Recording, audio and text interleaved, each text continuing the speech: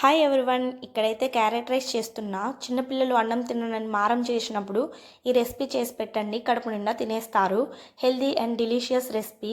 First cooker పెట్టి 1 spoon గీ కానీ oil కానీ వేసి వేడి అయ్యాక జీలకర్ర, కరివేపాకు అండ్ చాప్డ్ గార్లిక్ వేసి ఫ్రై చేశాక క్యారెట్ తురుము వేసి కొద్దిగా ఫ్రై చేయాలి. తర్వాత చిటికెడు పసుపు వేసి బాగా ఫ్రై చేశాక తర్వాత నానబెట్టిన బియ్యం వేసి 2 మినిట్స్ ఫ్రై చేయాలి. అన్నం మెత్తగా కావాలంటే 1:3 రేషియోలో వాటర్ వేయాలి. పొడి పొడిగా కావాలంటే 1:2 రేషియోలో వాటర్ వేసి రుచికి సరిపడా సాల్ట్ అండ్ పెప్పర్ పౌడర్ వేయాలి. గరం మసాలా ఆప్షనల్. 2 విజిల్స్ రానిస్తే yummy and tasty carrot rice ready అండి.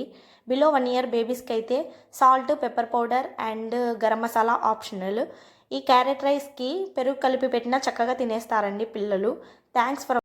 నచ్చితే మీరు ట్రై చేయండి. Thanks for watching. By YouTube family.